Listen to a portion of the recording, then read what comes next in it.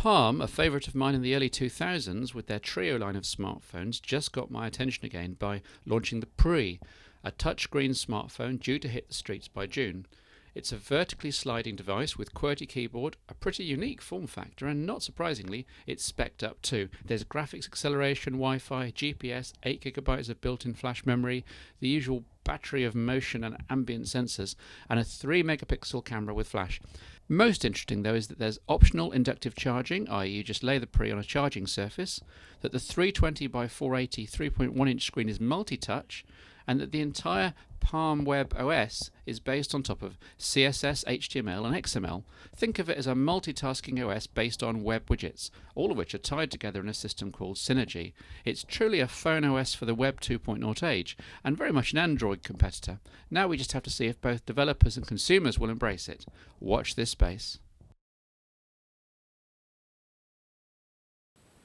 Over and over again at the launch of the Nokia 5800 XpressMusic, spokespeople and commentators emphasised that this was never intended to go head-to-head with the Apple iPhone, in price or functionality, so I'll get that comparison over and done with right away. The iPhone is faster, has better graphics and far more applications. In turn, the 5800 has a much better camera, more built-in software, louder speakers, and is genuinely phone-sized. You pays your money, you takes your choice. But in detail, I've had the 5800 XpressMusic for a month now, and it's clear that it's no flagship smartphone, despite the first use of S60 5th edition and a touch interface. Just as Nokia said, it's a great little touch-driven music phone, and in many markets it will come with music, meaning that you get to download all the music you want for a year completely free. After that, you keep the music, but it's all DRM locked to this one handset, of course. As a music phone, the 5800 does impress, with great audio quality and surprisingly the loudest stereo speakers of any phone I've ever seen. Just stunning. There's Nokia's usual support for wireless stereo Bluetooth and TV/audio out to hi-fi.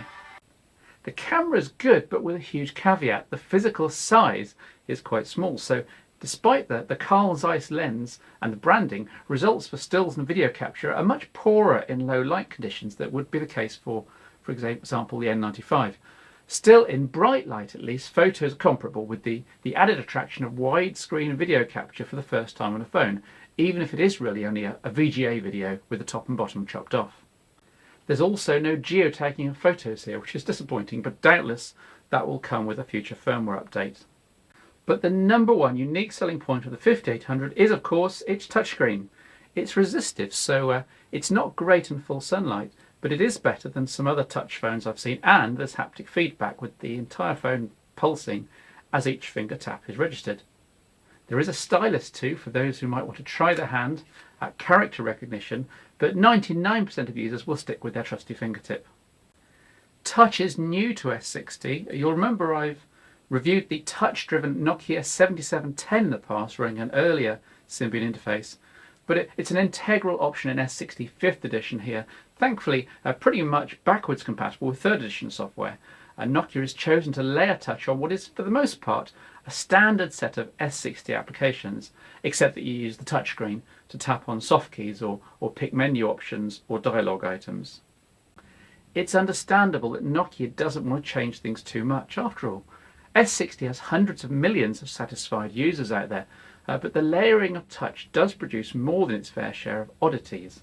Occasions when you find you need to select something and then you have to tap again, rather than simply tapping once as you would on a built for touch from the ground up sort of interface, like on the iPhone. I can't help but feel that there's a degree of optimization of the standard S60 way of doing things needed here before the 5800 can be pronounced as finished.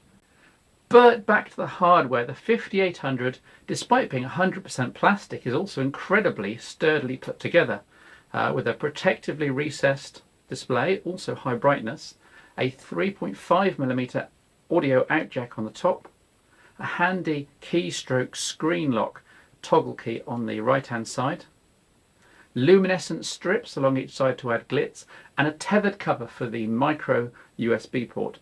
I can't emphasize enough how great the 5800 XpressMusic feels in the hand. With the narrower form factor, it's also theoretically quite usable one-handed, operating it with a thumb, but there's a gotcha. The standard alphanumeric text entry screen has its green tick OK button right at the top of the screen, which makes no sense when you're entering characters with a thumb. I'm hoping that Nokia will tweak this in a future firmware. More ambitious amounts of text entry need the full-width QWERTY keyboard. This approach works well as long as you don't try and go too fast. The resistive screen imposes physical limits, meaning that you can't tap one letter until your other thumb has completely lifted from the previous one. Some clever touchscreen driver optimization needed here, Nokia. Another oddity is that operations which were child's play on an S60 phone with a real keypad, such as marking multiple contiguous items, for example, to copy or delete them, aren't currently possible on this device at all. Yet again, this could be achieved in software once the OS has been upgraded and trained, for example, to track a finger swipe across a number of on-screen items. Again, more work needed here, Nokia.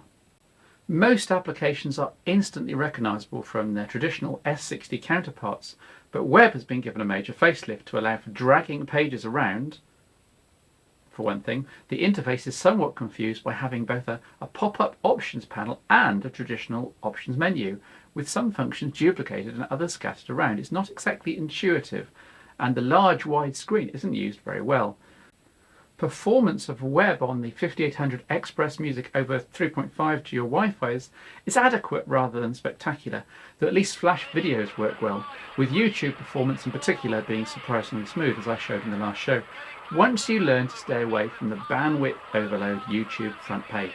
As with most recent S60 phones, Nokia hasn't been able to resist putting in a multimedia key. Dropping down from the top right of the interface, any point in simply offering shortcuts to Music Player, Gallery, Share Online, Video Center and Web. As usual, the multimedia menu doesn't really offer anything new and only serves to confuse people. In my opinion, hey, maybe new users will love it. I had no problems whatsoever with video playback, with even raw FLV, that's flash video here, being played back at full screen. I'll just reduce the volume. It seems that despite the lack of video hardware, such as on the N96, enough has been optimized in software to fill in as needed. Photo browsing was on the slow side, with only one image either side of the current one being cached. It's quite easy to get ahead of the display software and end up seeing several circular loading icons. In addition, even bringing up a photo for editing results in a wait of up to 10 seconds. Surely this too will be sorted out in future firmware. Maps 2.0 arguably works better here than on any previous S60 device. There's the larger screen for clearer maps, plus the touchscreen interaction, and louder voice instructions courtesy of the big speakers, bringing to mind PNDs, that's personal navigation devices like the TomTom Go, and all on your phone. Pretty good. The 5800 XpressMusic currently disappoints on the gaming front. It comes with this, a version of Global Race, but this suffers from the lack of hardware graphics acceleration, which the game flies on the N82, N95 and E90, for example. N-Gage compatibility is promised, so there are games on the way from this direction at least, although possibly not till nearer the end of 2009. If games are your thing, go buy an iPhone or an iPod Touch, to be honest. In terms of backwards compatibility for S60 5th edition and this big touchscreen, many existing S60 3rd edition applications worked fine with only a few touch oddities here and there. Where you'll have problems are with Java applications such as Google Mail, where you have to use a clunky on-screen emulator, and anything that uses low-level graphics tricks such as Mobitubia, the YouTube client.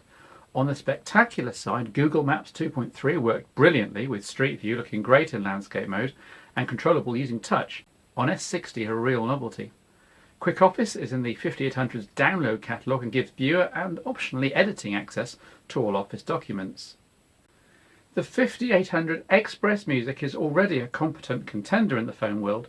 With some tender loving care from Nokia's firmware department over the next few months, it should rise to become a mid-tier flagship and should pave the way nicely for the arrival of top-end devices like the N97 after Easter.